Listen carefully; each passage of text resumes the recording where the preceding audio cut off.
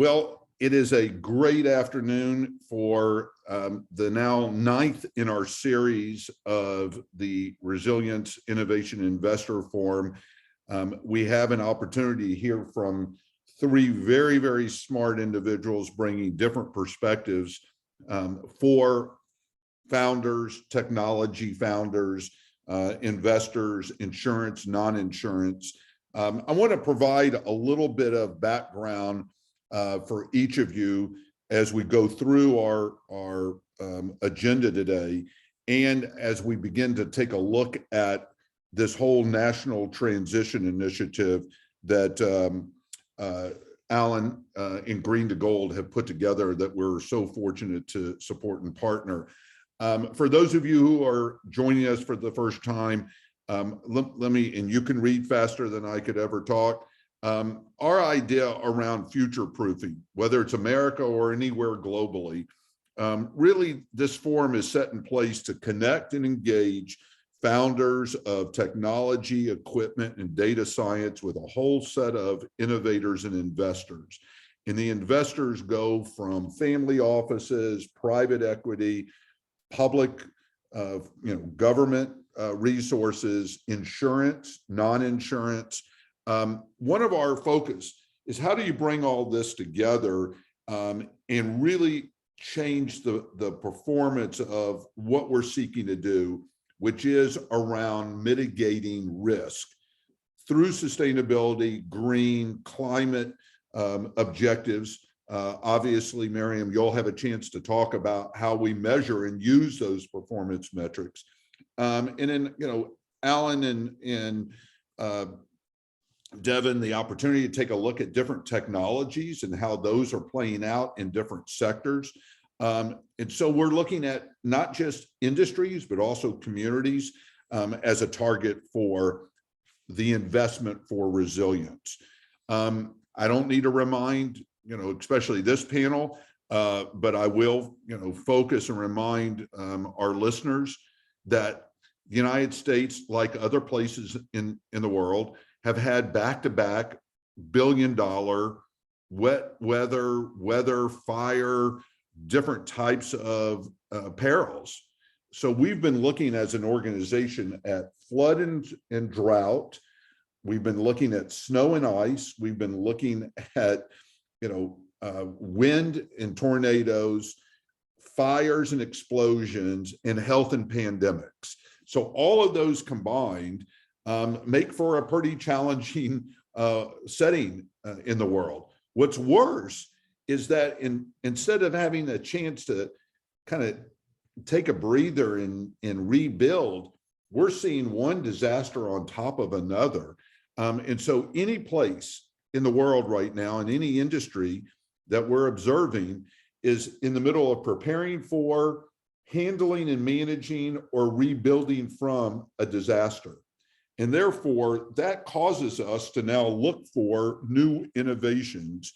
And we know some of the causes for these different disasters. It's come up in all of the different reports that we've seen. But more importantly, you now have, a federal administration, you've got different state and local governments, you've got the insurance industry really, really stepping into this, stepping forward. You've got the academic research institutions and centers of excellence coming forward with a whole set of new ways to finance, adapt, and adopt for any form of resilience that we're exploring. Here's one of the challenges, Alan. It's not for lack of resources. We have abundant resources for the very, very first time in history. The amount of resources to do what we're talking about has really lined up, except one of the problems is it's very fragmented, it's very disconnected. The criteria for going after the funding is challenging. It's not easy to get through, the different forms and regulatory settings for this. But we now have significant amount of resources to to articulate how we actually build models of resilience for sustainability, green, and climate. Last July, our friends at the Reinsurance Association of America announced at a joint House-Senate committee hearing over $1.26 trillion this year, 2022, to be reinvested. We know that on top of the $1 trillion infrastructure bill, that there actually exists, Alan, another $550 billion of federal funding. And some of that is unspent presidential declaration dollars from previous disasters. That's a lot of money that's still sitting in the federal coffers. And then we have over $12 trillion of generational wealth that's changing hands now. We had an opportunity to hear about a number of ways of which that money is moving into family offices and different types of impact funds with our friend Howard Buffett a couple of sessions ago. So this is not a question, Myriam, Devon, or Alan, about resources. It's how do we actually build models to and deploy this money. So today, I'm really, really pumped that we've got representatives of different organizations, different interests that actually have come together as a result of our good friend, Professor Alan Tratner, who, Alan, I'm going to turn this over to you, let you introduce yourself and the work that you've been doing, and obviously the GreenToGold opportunity, and then have your colleagues and panel jump in. We'll go for an hour. I'd like to throw some questions into the mix.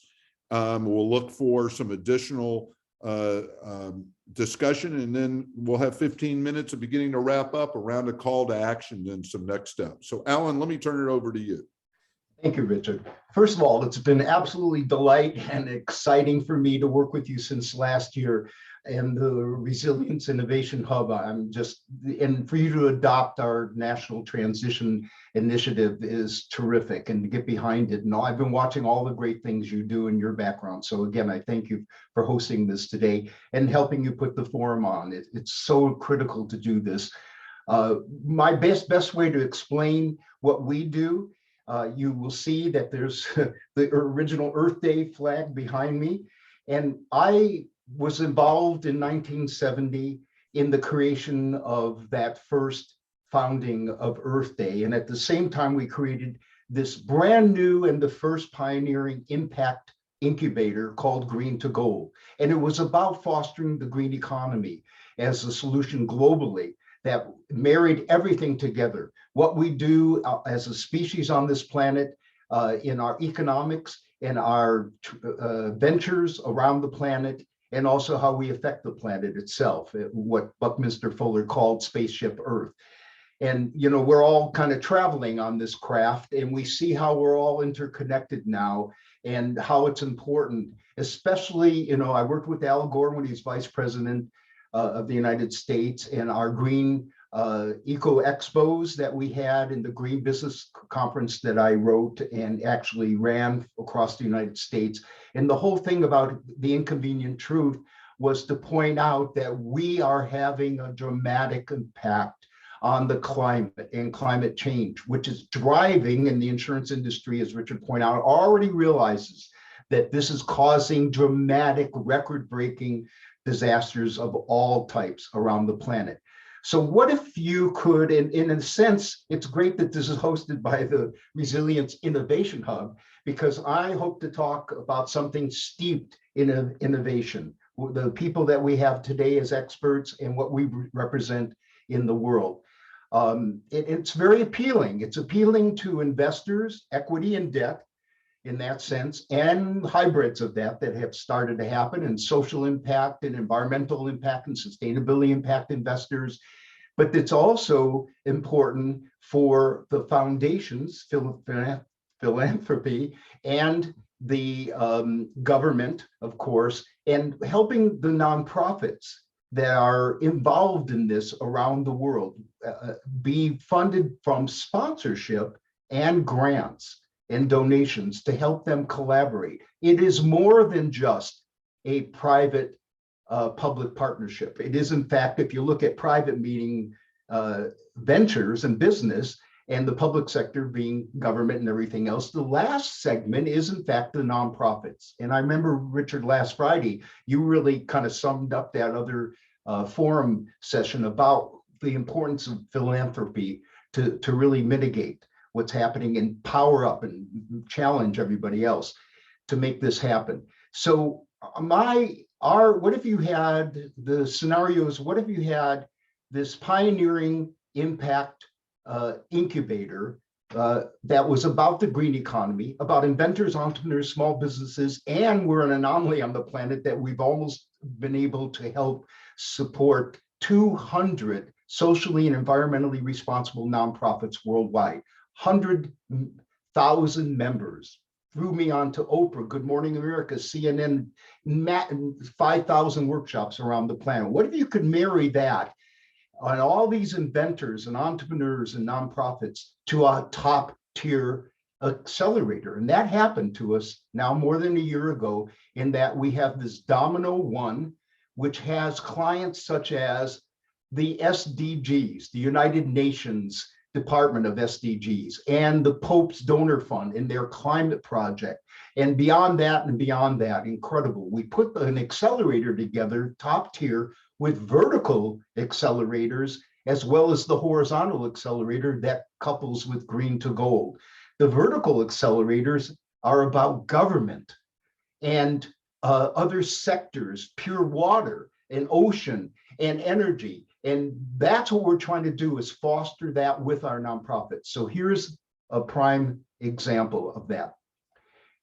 In our ventures, and you're going to hear from the best example that I could bring today of what would be the three frontiers coming together. And that would be the investor segment, and that would be the public and governmental sector, and then it will be the nonprofits. And that will be Devon, who will follow me. And that is Devon's in charge of the CHERP, and he'll introduce what that's all about as an architect and a leading founder of a whole new dynamic about taking innovation, invention, and marrying it to a nonprofit and being able to appeal to both investors and the government and the nonprofits. So one of the things that I'll kind of finish my part on this right now is that the Domino One Accelerator, how that all came to be is that they actually came to me, this guy that had basically, Paul Kirchhoff, had been able to do essentially have huge success in data marketing.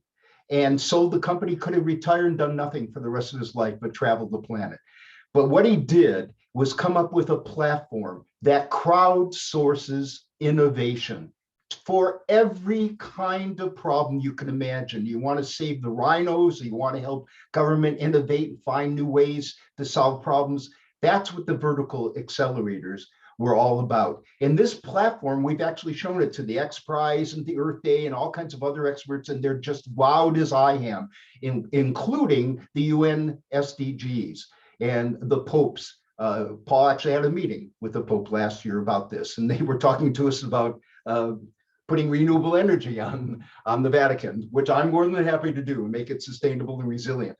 But most importantly, another aspect of this is the government. And Richard just talked about that. You know, President Biden has put together, because of the terrible semiconductor shortage on this planet that is causing terrible breakdowns in manufacturing in every sector, defense, medical, energy, you name it, food. It's all being affected by semiconductors, which most people know about, but they don't know what it is. But it drives everything that's basically electronic on this planet, your phones and your televisions and your computers and everything else. So what happened is that we've been incubating in GreenToGold a project that is a breakthrough in clean tech semiconductor manufacturing that leaps over all the problems of conventional manufacturing and then yields a 40% reduction in cost for semiconductors while it's rising right now. They can't even get a hold of them. And it has further miniaturization, and it allows multiple functions on a chip, a wafer. So the Biden administration last year put together a program already passed by the Senate. And now, if you listen to the president's State of the Union, he had quite a section on semiconductors and about Intel and what it's $52 billion of the request from Congress to marry to the Senate's passing so that they can foster innovation, domestic semiconductor manufacturing, and the export, of course, will help if we're making our own and being able to export. So that's more jobs. And we kind of touch on every one of those points. And that's why I've had multiple meetings with the White House, not only about our national sustainability initiative, but also about fostering these kinds of ventures like the CHIPS Act. It's called the CHIPS Act for America. These are powerful governmental incentives to make innovation, make ventures thrive and help resilience, help mitigation, help power up a planet in a green economy that's renewably powered. And it's very exciting. So I just wanted to cover those and tell you about how great the combination of us. This is again appealing to investors, debt and equity, and hybrids, as I mentioned, and certainly sponsors and grants and philanthropy and government. What we represent is that opportunity through this channel now. So without further ado, I'd like to introduce Devon Hartman, who is part of a project that we've combined the power of our incubator, our accelerator, and this national transition initiative with the Resilience Innovation Hub into a project that he'll explain that goes into communities across the United States and will make a major difference about resilience and sustainability and renewable energy. So Devon, please. All right. Thank you, Alan. This is fantastic. Very exciting to be with you all here. I'm just going to share my screen here very quickly and then double check. Richard, are we, can you see my screen? Okay. Okay. Well, thank you, everybody. Lovely to be here with you all to talk about some very strategic and high level ideas. What I'd like to do first off is welcome you in this photograph to the first nonprofit solar module assembly factory in the world. We've been working for the last 10 years to create this prototype, and we are CHERP Solar Works. What we do is we build micro solar factories with other nonprofit organizations in disadvantaged communities across America. So we are starting an American solar manufacturing renaissance. What you see here is our prototype factory located in Pomona, California. On the CalEnviro screen, one of the highest, most negatively ranked environmental and economic cities in the country. So our mission is fourfold and multifaceted. First, we're on a mission to stop global warming. Second, we want to bring back middle-class manufacturing jobs to the United States. Third, not only jobs, but we want to focus all of our economic activity on being able to stimulate the GDP expansion of local economies from the ground up. And we're going to do all of this by focusing on justice and equity issues, because if we've learned anything in the last decade, it's that we cannot really address our economy or global warming issues without addressing the lowest 50% of the economically disadvantaged in our country. So we have two strategic advantages that I want to share with you today. Number one, we are going to deploy the most advanced solar technology in the world, currently with 2 patents and 6 patents pending, with more coming in the next 3 years. Plus, we're going to launch this technology in what we call a blended nonprofit for-profit business model, taking advantage of all of the nonprofit sector advantages, plus the for-profit investment tax credits and depreciation possible to advance these technologies. This two combination of events will give us a competitive advantage over top global competitors. Because one one of the things that I've run into in the last 10 years as we've been looking at this is people keep saying, well, how can you compete with China? And I keep saying, well, you know, a solar panel has about 15 parts. How can we not make a product in the United States with about 15 parts? In fact, we invented silicon solar cells and started making silicon and solar panels in the United States. But we gave all that over to Asia several years ago. We've decided to bring all of that back. And one of the ways we're going to do that is because of this technology. And I want to speak especially to the people who are interested in risk mitigation and investment and who are technology nerds to understand a little bit about what these panels offer. These panels have eliminated the problem of hotspots, which gives us more power and more safety and more longevity. So our technology allows us to bring back this technology and to make it in America. And we're going to locate the factories around the country in the communities that need that economic expansion and job creation the most. Our technology allows us to radically simplify, not complicate, the manufacturing processes. It uses industry standard tooling and parts. We have fewer, less expensive materials and parts.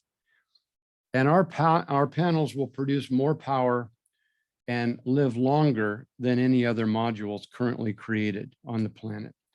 So this gives us an advantage in being able to produce what we call the lower levelized cost of energy when we produce community solar projects and sell it to anchor businesses.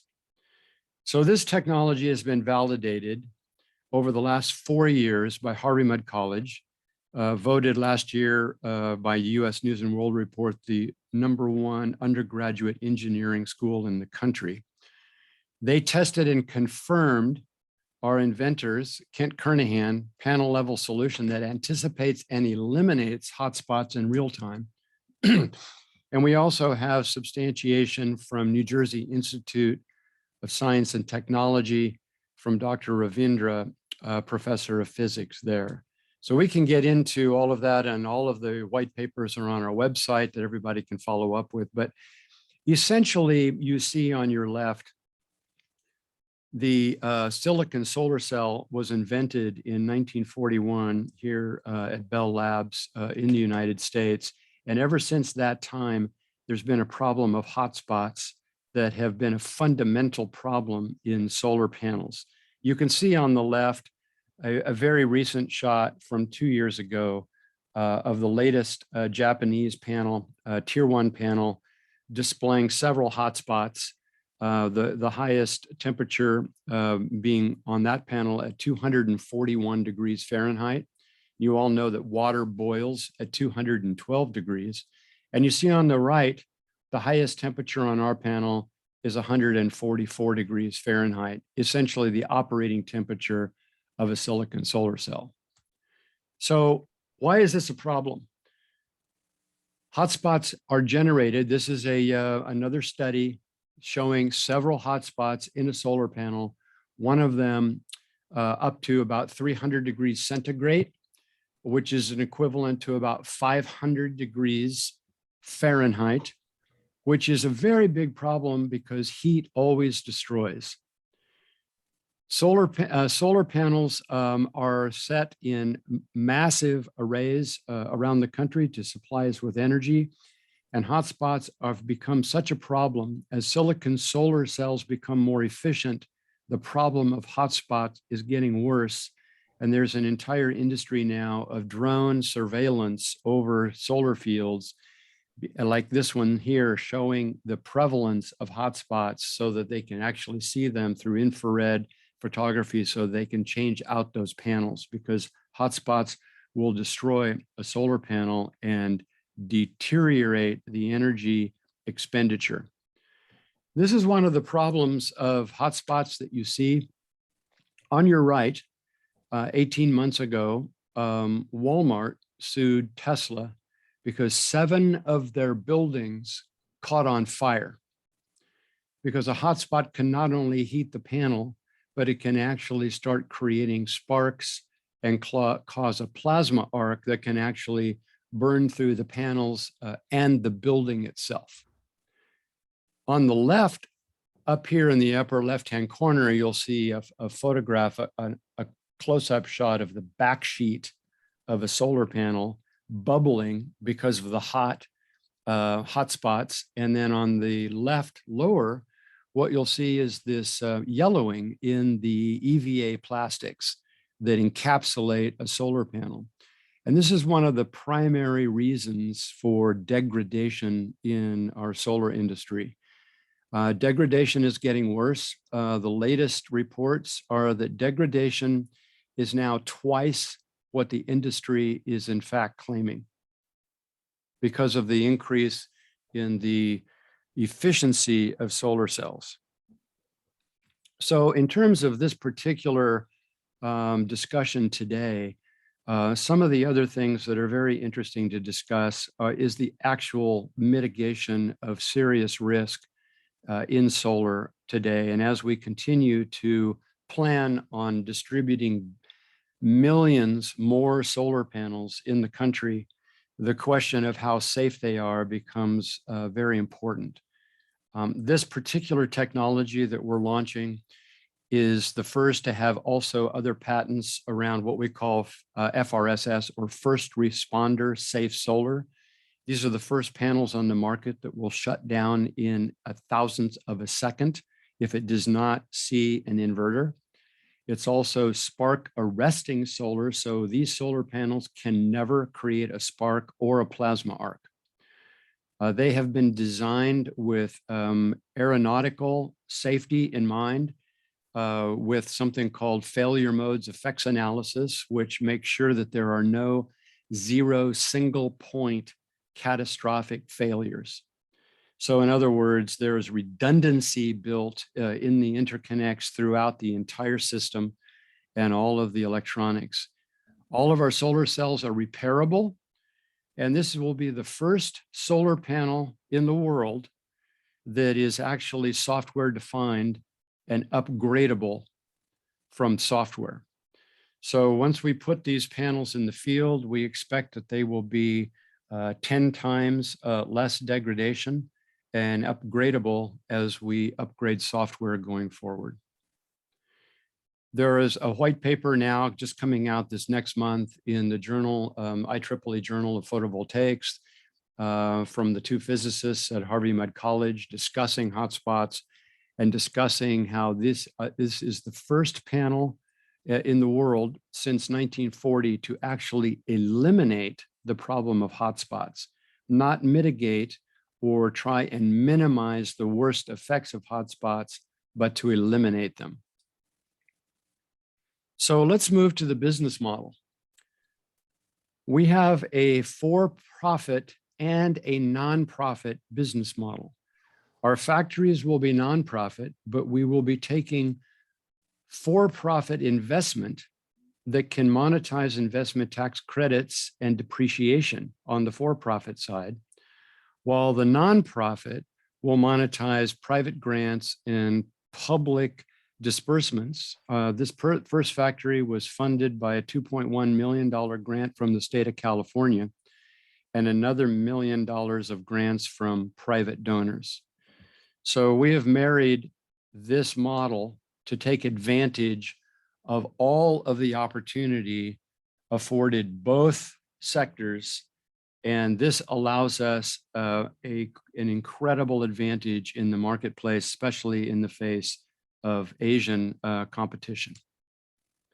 So right now, let's just think about the economics, the macroeconomics of energy. Right now, if a city in California wants to purchase a solar panel, that capital not only leaves the local community, but the state as well as the country. 94% of all solar panels currently are being imported from other places. So this causes a huge economic leakage. What I want to do is show you here the idea of a simple model of Pomona, California. and show how over the last several decades, due to globalization and multinationalization, a lot of manufacturing and jobs and local businesses have left the local community. We want to change that. We want to stop the economic leakage at our city cores, especially the cities that are most disadvantaged at this point, and bring back in investment to the city center. So what we've done is we've connected with local municipal governments, chambers of commerce, discussions with anchor businesses, and being able to then create investments not only from local donors, but the state. And we've created the first CHERP Solar Works factory model inside the center of a dramatically economically and environmentally disadvantaged community. So we bring with that, like Alan has, a number of other businesses and opportunities. We see ourselves in partnership with GreenToGold as an economic incubator. And so then that way, these businesses, including our solar factory, can sell product to anchor institutions. We can hire from the local community because we're creating not only a solar panel assembly factory, but a workforce development factory located right in the center of our disadvantaged communities. And so now we can start supplying product, in this case, solar panels, from a local business to other local businesses and homeowners.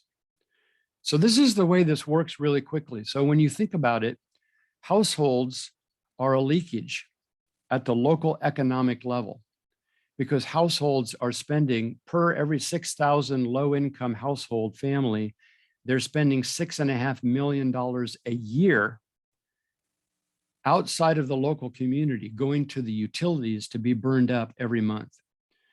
Well, now we have an opportunity to actually create a solar product inside the local community.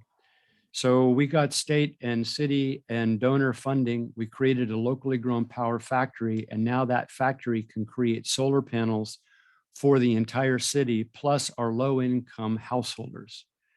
For every 6,000 households that we supply energy to, that's like flipping a switch. $6.5 million gets immediately redirected away from the utilities and back into the local economy to be spent on essential spending needs. Because at the lowest household income family level, the marginal propensity to consume extra disposable income dollars is about 7 to 8 times higher than at the high household income level, because they've never satisfied their essential spending needs. So that $6.5 million gets dumped back into the retail economy, creating more jobs, more indirect jobs, and that creates what we call the virtuous economic cycle that ultimately then spins up tax revenues, sales tax revenues back to the city and the state. In fact, it spins up so much tax revenue from sales taxes that the state will recoup its money that it invested in the factory in less than 5 years and double it in under 10.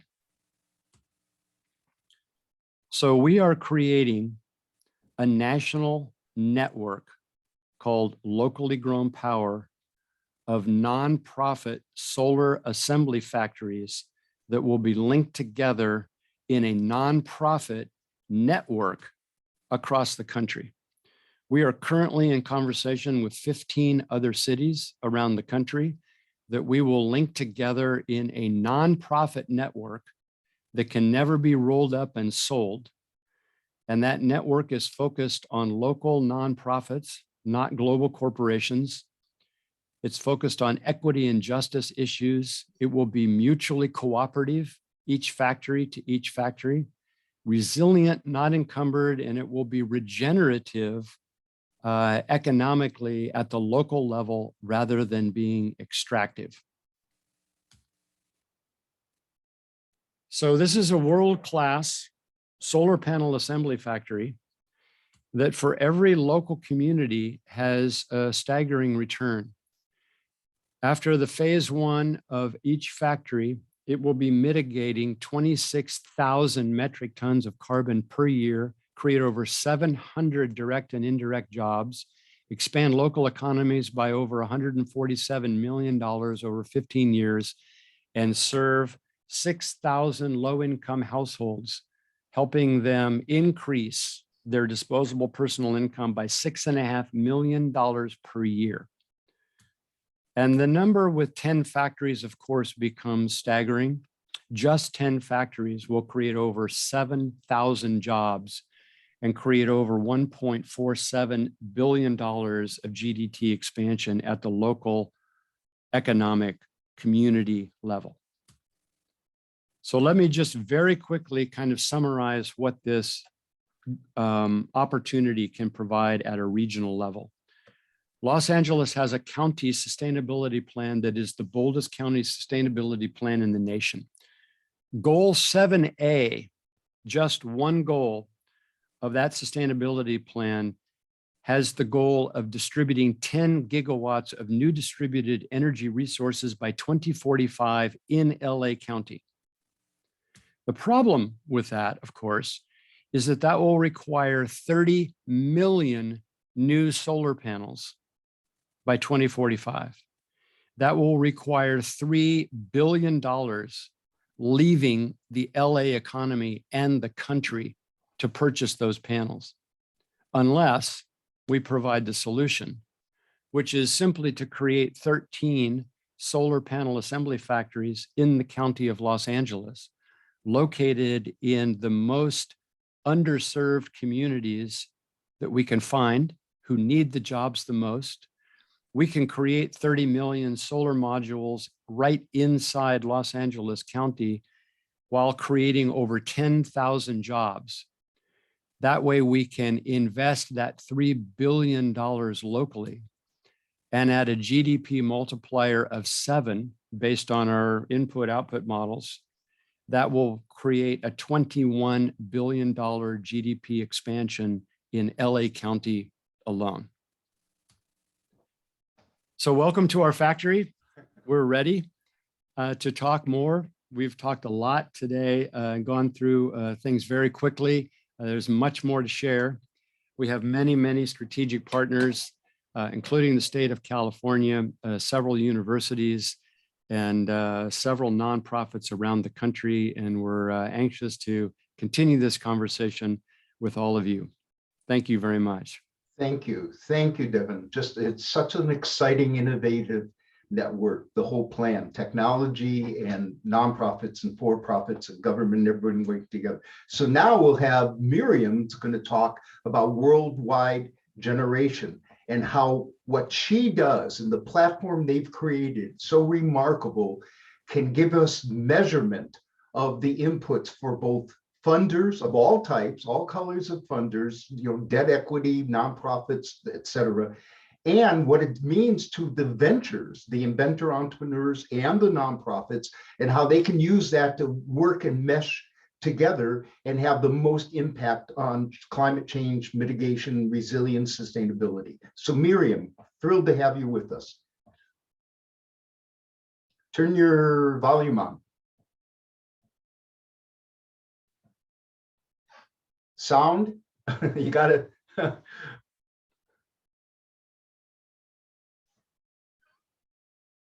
How do we do that, Richard?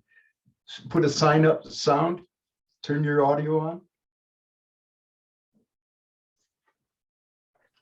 Yes, exactly. Or unmute me. That would be the easiest thing to do. Yeah, we were trying to get you, I was going to put a sign up, sound, to thank you. Start over again, Myriam. I will start over. Thank you, Alan, for the invitation. I'm very thrilled to be here because now I get to talk about the larger picture and how this all fits together and why we're so passionate about what we're doing.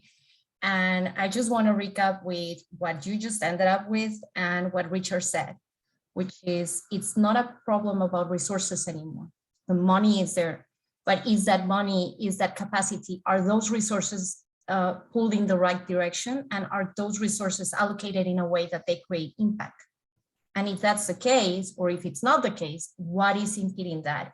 And these are part of the questions that our CEO and founders had in the process of creating G17Eco. So for those who are less familiar with me, I am Senior VP of Sustainability for Worldwide Generation. This is a sustainability tech that has a very, very, very ambitious mission, which is to democratize the SDGs for the world. The SDGs are really what we see at the core in terms of sustainable development, delivering what we all need. It's the unique taxonomy that brings a common framework for every organization and every individual to really contribute to what has to happen in order for us to achieve what we need in terms of climate action, biodiversity, nature and social justice, and not in silos, really thinking about the interconnections behind that. So what we did was, with that in mind, thought about where the challenges were and what needed to happen to move us forward. So a couple of questions. How can we really allocate the resources the right way? What is it making it really hard to achieve those resources and put them in places where they are needed and where they are most meaningful? And what in practical terms can generate that value for all these stakeholders? That's why the SDGs are so important for us, because if you think about it, most people think of the SDGs just as a standalone goal that we have to achieve. And there's so much more than that. They are the solution, they are the recipe for ensuring that humanity and the planet and everything that embeds, it's here for the generations to come. It's at the core of why we talk about sustainable development. And it's no mystery for anyone on this call that they have a lot of value to bring to consumers, to employees, to businesses, and to investors. Because it's not only about the trillions that they bring in revenue, it's about the value that generate for every stakeholder. And it also means thinking about the risk that it brings. And having this in mind, we also thought, okay, but what's the problem with inaction? And what is the problem we cannot measure that inaction? What will happen if we don't really assess the implication of social tensions, of biodiversity loss, of climate action, not as this more ethereal idea, but as a concrete repercussion on what we do on a daily basis as individuals, but also for our operations, our companies, our investments, things that in general people don't see through the lens of sustainability, but they should. I had the opportunity to meet very wonderful leaders, including the ones that are here. And ultimately, my biggest lesson about the Sustainable Development Goals is that people tend to see them as this abstract of what is good for humanity. And it's more than that. It's what do we actually need to create the value we want, regardless of what that is. So think of it in terms of, for example, a company that has done business as usual all their life, thinking about their shareholders, thinking about the revenue and all of that. And then all of a sudden having a tool that helps them realize that if they don't pay attention to sustainability, there is no competitiveness, there is no license to operate, there is no long-term growth or sustainable resources they can use for their business. And this applies to every part of the value chain. When you look at our product or at the G17Eco, oh God, I wish I had my CEO here to get you all hyped up about why this is so important for you. So you'll forget me there. I have to bring you my own perception. And my own perception is that for a long time, sustainability has been seen as an externality or a compliance issue in everyone's books, right? Donors want it, the UN want it, nations want it, And then companies or investors are seeing in terms of, no, you just need to bring the resources, as if they were incompatible, as if the market, sustainability, social issues, governance issues, and environmental issues were incompatible. And what we're trying to do with this is show that that's not the case, that the problem is that it's a very complex environment where there's a lot of misinformation, lack of information, lack of transparency, lack of standardization that allows multiple stakeholders to do or read into this in many different ways. And that ultimately results in lack of trust in the data that is out there, lack of information to make the right decisions, lack of information to realize the value behind sustainable development in general, right? But in particular for companies and investors. And ultimately, a lack of capacity to really see and understand how any measure, it can come from innovators, it can come from the government, it can come from NGOs or philanthropists, but any of those really measure their impact and their capacity to change, and for us to reward that and scale it. So if this is what we're trying to deal with, how can we bring a solution? And there's where my CEO had a wonderful, brilliant idea. If the data is not trusted, how do we create the mechanisms to make it trustful? If it's difficult to navigate, how can we create a streamlined process that allows people to understand what it's trying to achieve? If it's super complex, then how can we simplify the landscape so that we can actually use it for smart and what I call sustainable driven decision making, right?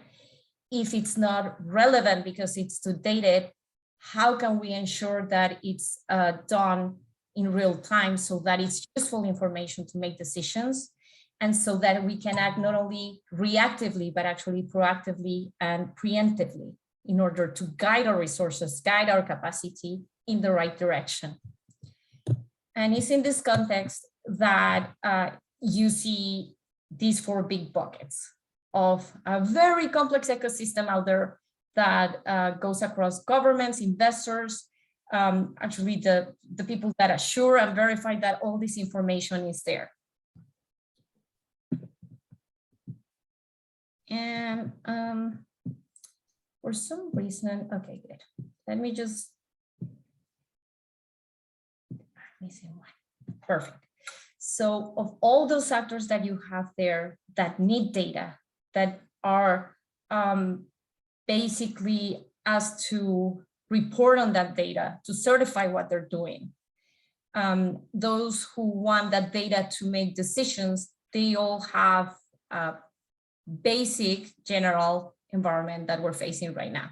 The first one is that there's a lot of data scrapping out there, where you got anything from governments to raters and rankers trying to use publicly available data that is very inaccurate and incomparable.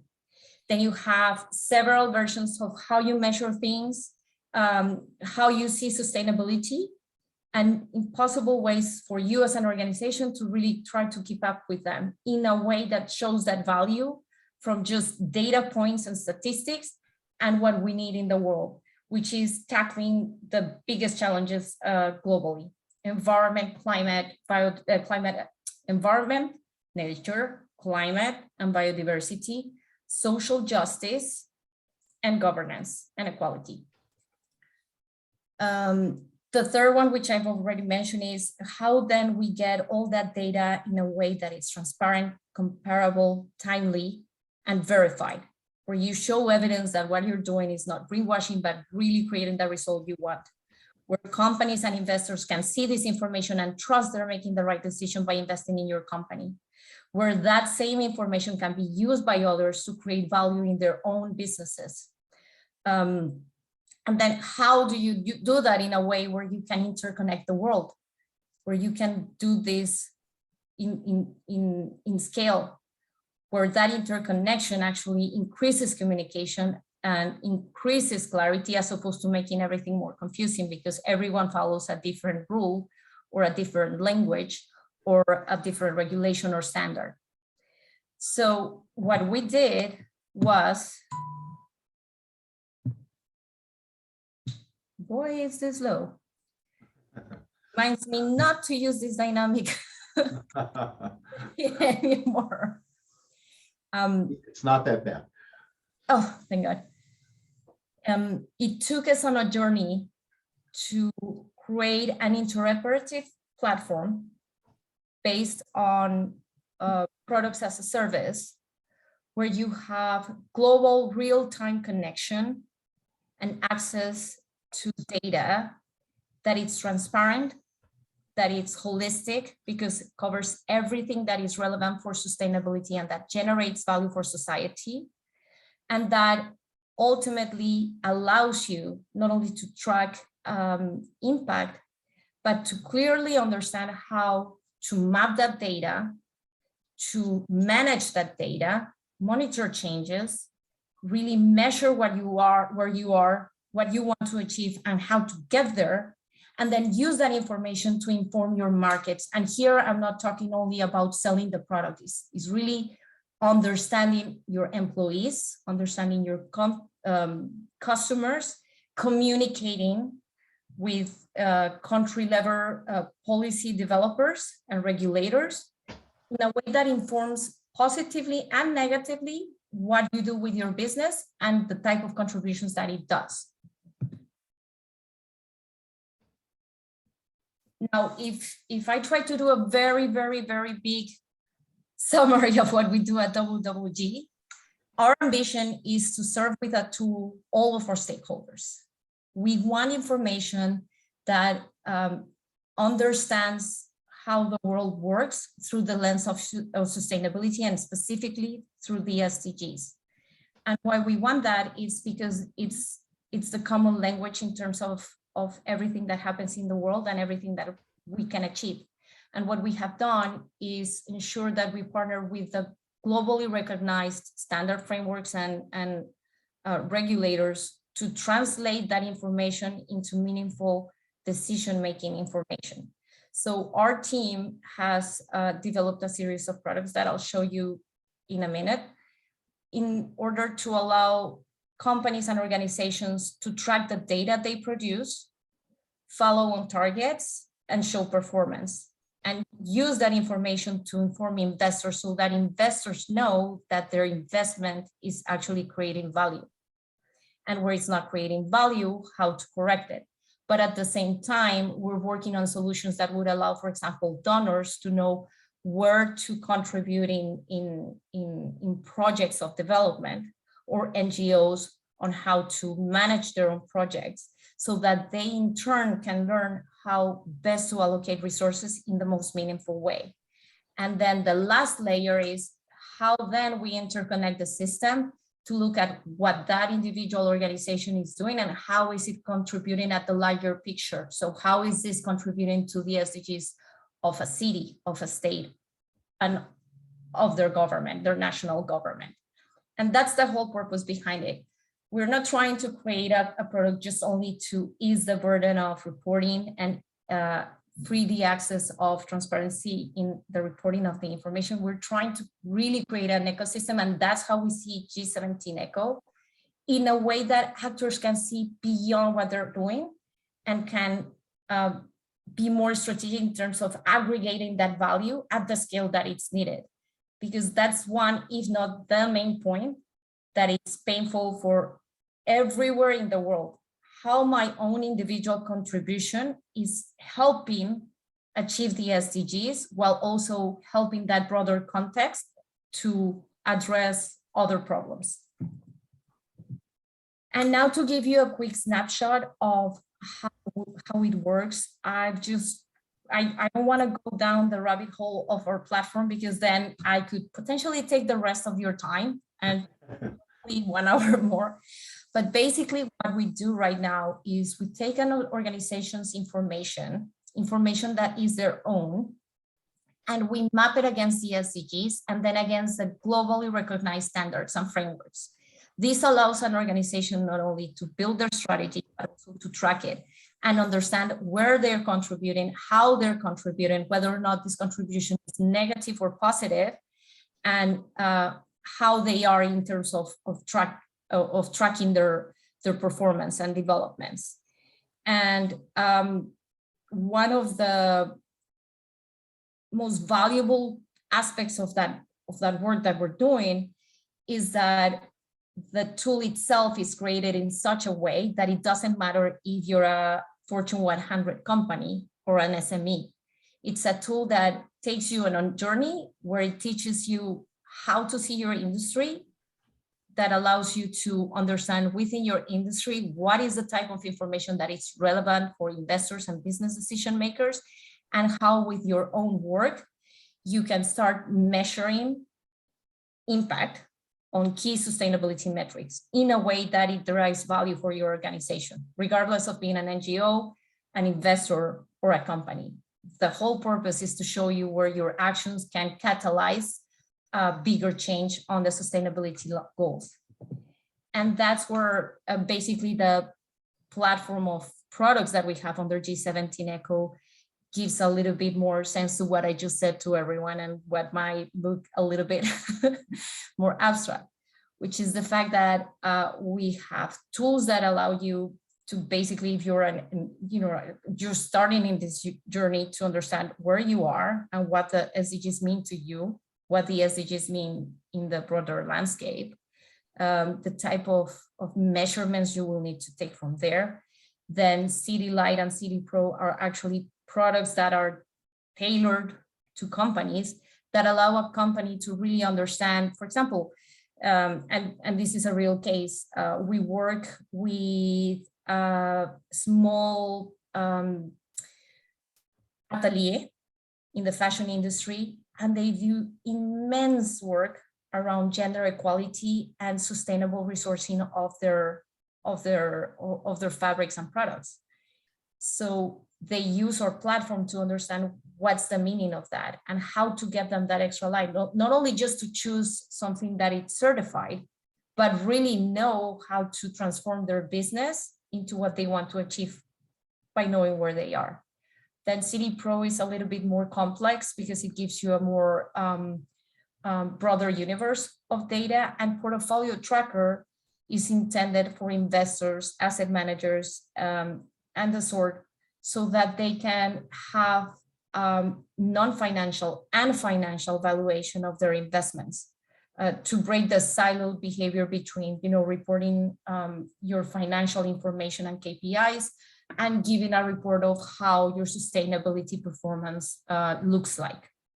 Ultimately, again, as I said, what we want is for this information to be then able to be translated into in the context of the world and the country I'm headquartered, how much am I contributing, and are my contributions really helping address the challenges that this nation has?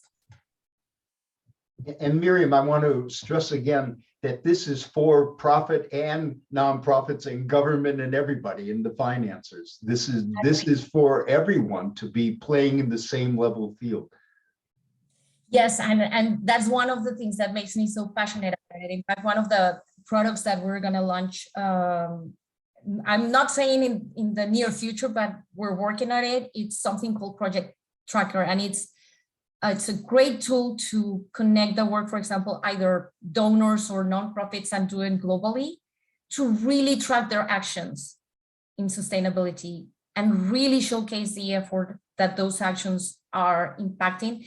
And not only that, we did everything that's on the platform is not our tantrum. It has a very thorough, robust research of over 4 years that maps it against globally recognized metrics and has the mathematics behind it to show you how everything connects. So if you're working, for example, in climate action and energy, it will let you know if that is not only creating a positive impact on access to energy or increasing clean energy, reducing your emissions, but also whether or not that in somehow shape or form is also helping increase employability, or generate access and improve quality of life for communities. And that's key, because right now we don't really have a science robust tool that will let you do that in a practical way, right?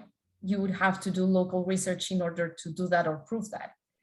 Tool allows to see those connections and shows you where those impacts are. And it shows it the negative way as well. So if you with your actions are doing something that, you know, it's good for employment and creating access, but it may be also increasing the use of cars, ergo the use of emissions, then it allows your company, your organization to better understand that impact so that you can find alternatives. Like, for example, financing electrical vehicles for your workforce, to just bring something into context. And that's what I love about this tool, because it not only gives you all this complex scenario in a simplistic way, although I may not be the best to make it sound simplistic, but it gives you a tool that lets you see this. It gives you information in real life, and it makes it easy for you to navigate the 30+ standards, frameworks, regulations, requirements by other companies, requirements by your clients on everything that you're doing in one single ecosystem. Myriam, this is terrific.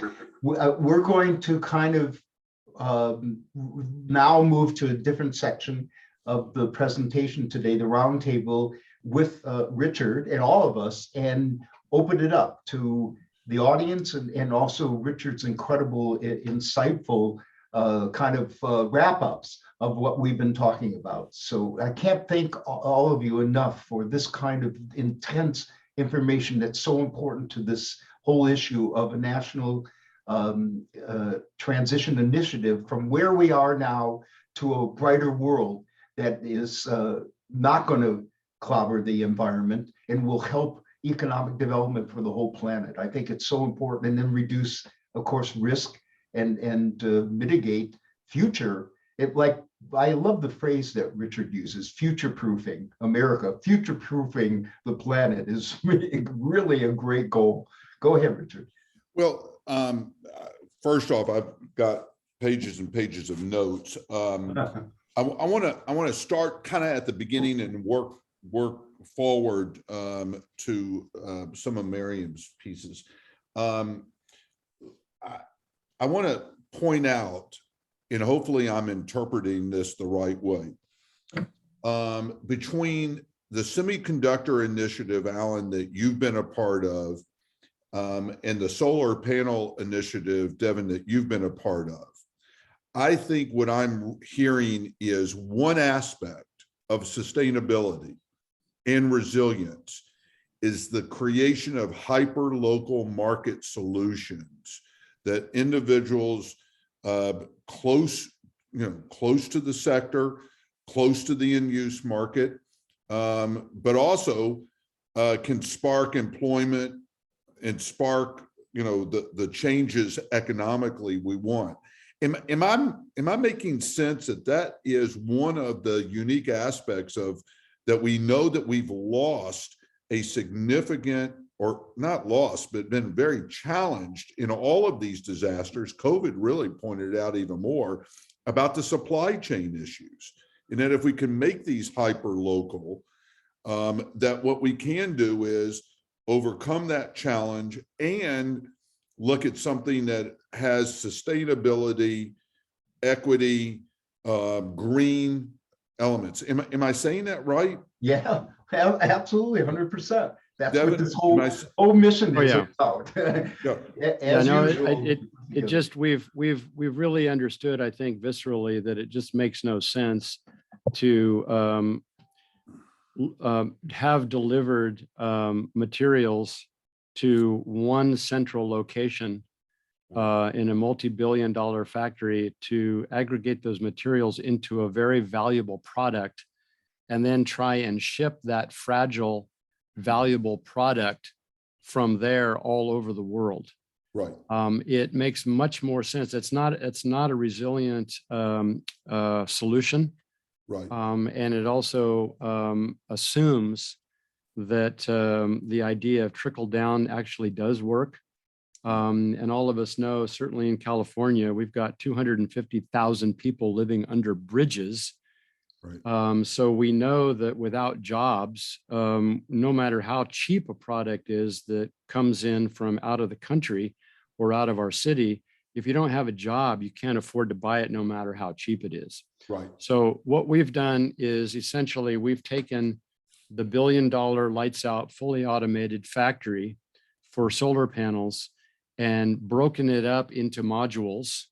Because all those factories are little modules anyway in terms of the manufacturing process, broken it up and place the opportunity, the economic expansion opportunity in the heart of the cities that need that opportunity and jobs the most.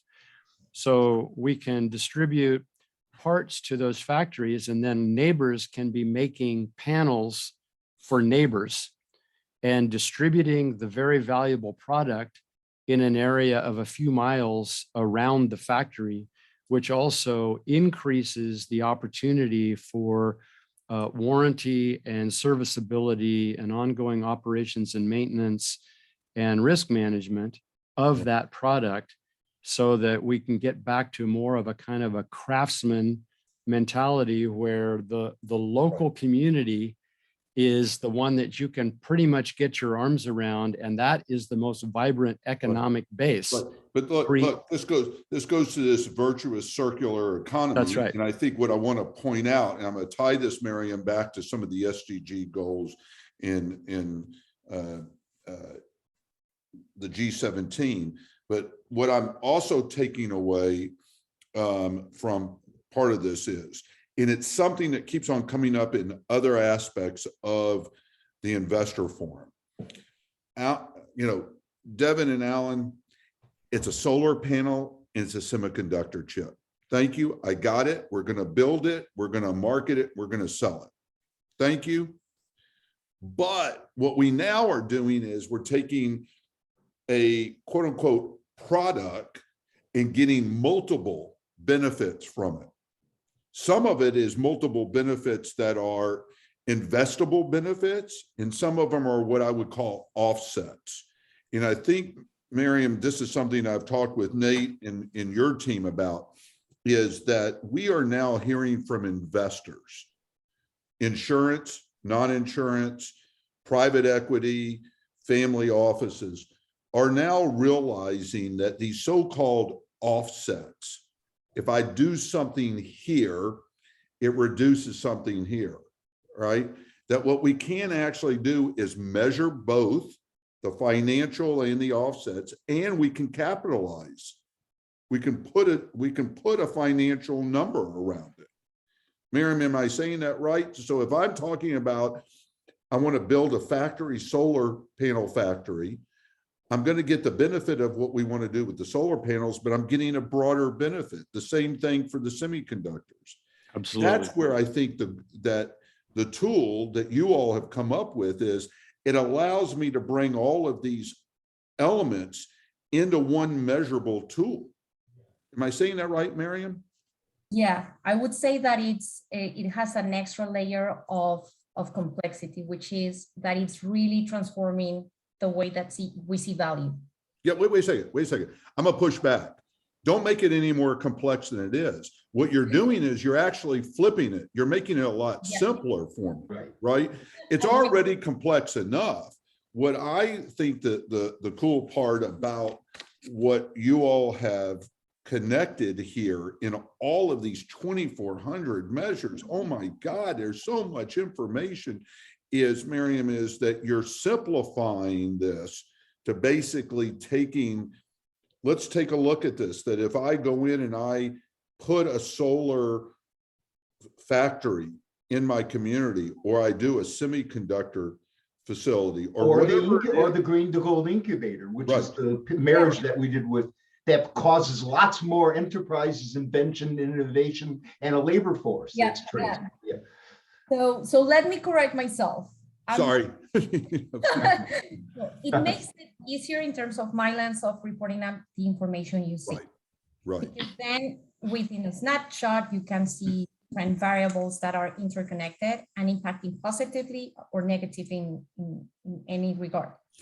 what I'd say now is that we also have a unique opportunity because for investors of any nature, Right. it's not 101. This is like 307, 405. Right. For them, it's like, how can I really assess this? How can I make those connections? How do I know that this company's strategy is robust? And it's not only robust in terms of, for example, climate action, which is they have a clear sense that by implementing an integrated strategy, energy strategy, they're having so much more impact. And that much more impact is not but it's long term. Yeah, but wait a second. See, there is bigger. Right, but there's the other part to it. Okay, is that I am getting a multi-layer potential return on the investment, because over there on the other screen is your buddy Devon, and the other side of the screen is Alan. Okay, I got the solar panel. I got it. But now what I'm doing is I'm deploying the solar panel adjacent in my community. Yeah. And I'm potentially, as we're finding, you know, Devon, I just was with the leader and founder of Innovation Africa. She's deployed 160 water wells throughout Africa. Okay. Oh God, Devon, it makes me feel great. I'm doing something for the world. No, what she's done is she's unleashed health, unleashed access to education because of power and light. She's drinking water, right? Agriculture. I mean, she's getting all of these multiple benefits, right? Yeah. So I could be the most just biggest tree hugger, y'all. I could be the most biggest tree hugger, okay? But at the end of the day, what we're really seeing is this wonderful economic gardening effect that is multiple layers of investment opportunity. Right. And I'm saying this somewhat facetiously, but no, this is very true. And that's one of the reasons to continue the metaphor why we're calling this the locally grown power network. Because there's nothing more valuable than a locally grown tomato, especially in these food deserts, right? So we've given up the idea of local, and Myriam used the word externality. With regard to energy alone, we've stopped thinking in this global term about the expansiveness of any particular action. And we've just been talking about the price, how cheaply can we buy a solar panel? And it's absurd to exclude all of the externalities of that particular economic interaction by bringing back a cheap solar panel from Asia. It burns up. What you're teeing up is the idea here from our sector is that a local photon is worth more than a photon from the distance, because you put these cheap Asian solar panels in the desert, and you bring electrons from those photons hundreds of miles across the mountains in California, and we're burning down our cities and our forest fires and creating all kinds of liability for the utilities and creating a lack of resilience at the local level where we need to create and use the energy in the city that needs it. So let me make the connection point to what your point. I'm going to be mindful. We've got 2 more minutes. I want to share a couple of things that we've got going coming out of today. But Myriam, one of the things that I've talked with your team, all right, is SDG goals. I got it. I've sat with the UN, sat with the World Bank, others, all right. But to Devon's point and Alan's point, this is about resilience. So I come at this from that we're dealing with a lot of disasters and a lot of perils, all right? And we need to recover faster because we're having more disasters.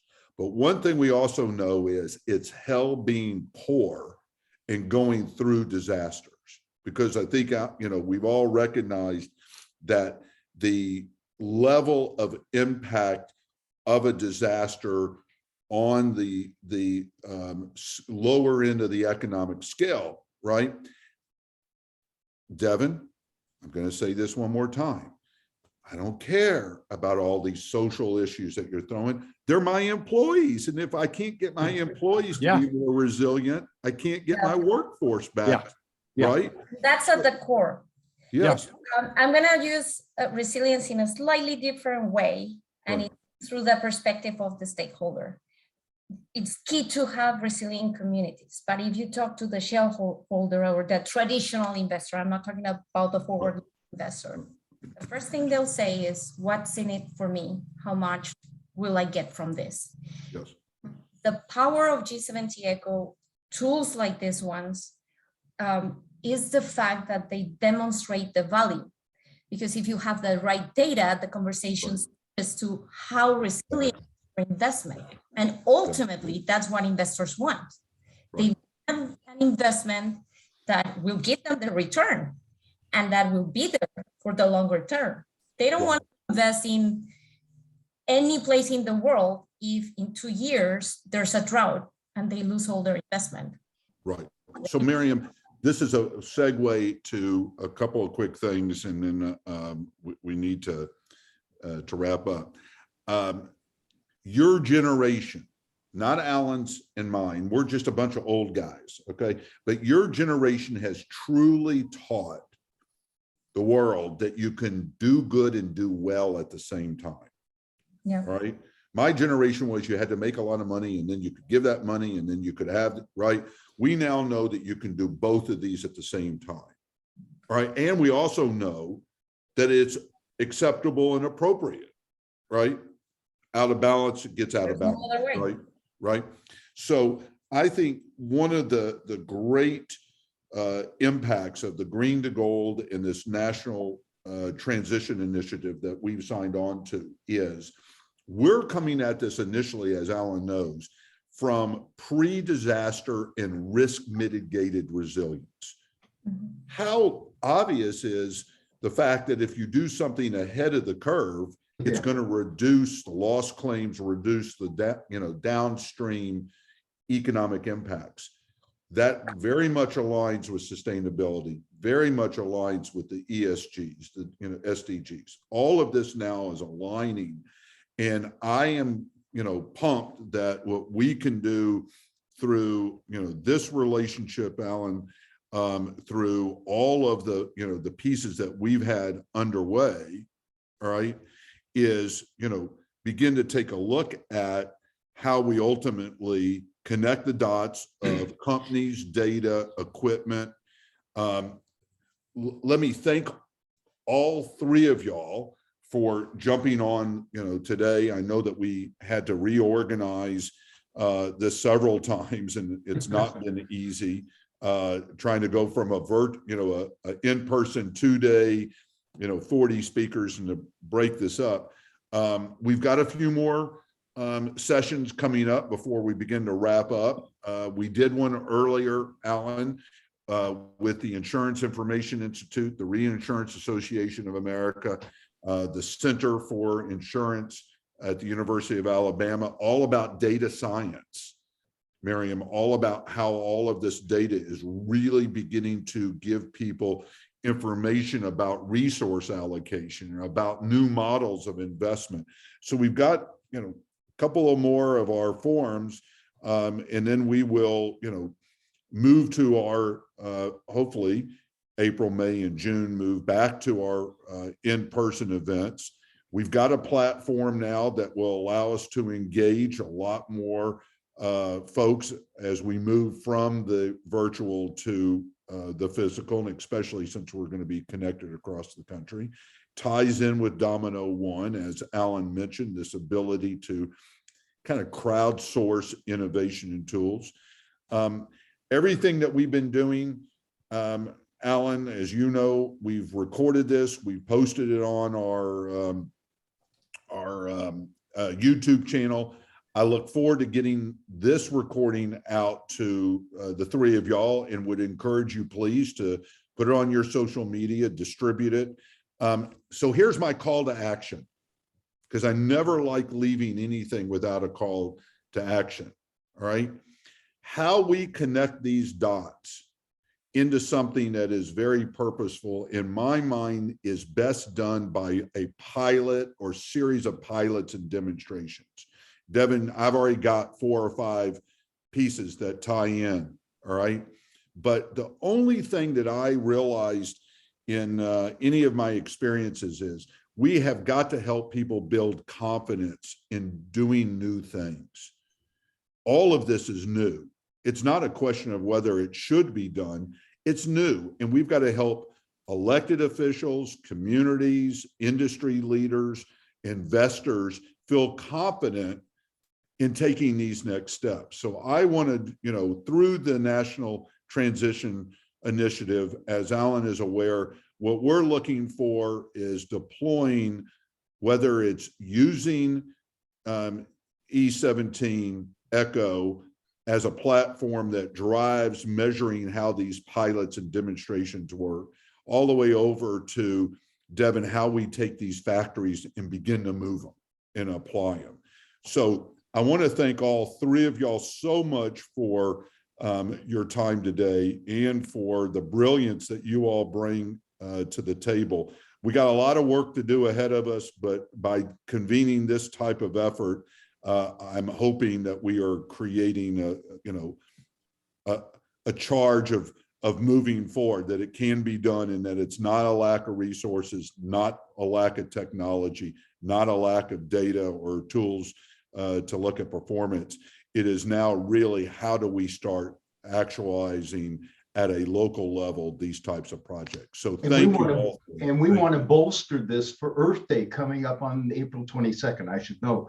So, and Richard, you'll be with us, and we want the forum to be rebroadcast if we can to a global stream.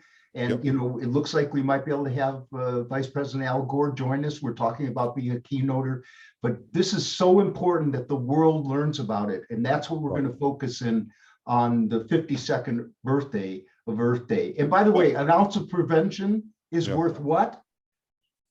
A pound of cure. Yes. Resilience should be that we're preventing the disasters. By the way, Benjamin Franklin was the leader of putting together more resilience and risk mitigation than most people realize. He created the first fire department, created the first insurance product. Most people don't realize. So Alan, our contemporary Benjamin Franklin, is still that's funny. is still active today. Alan, I want to thank you for all the hard work that you do and for keeping the drumbeat going. I think one of the things I'll close out on that you just stated, which is true. We need to realize that America can learn a lot from the world, and there are a lot of great experiences and best practices that we can apply here. And so I welcome this bridging of opportunities that is represented on the panel today. Thank you all so much. Stay healthy, stay safe. Have a great week. Thank you. Thank you. Bye. Thank you all. Thank you.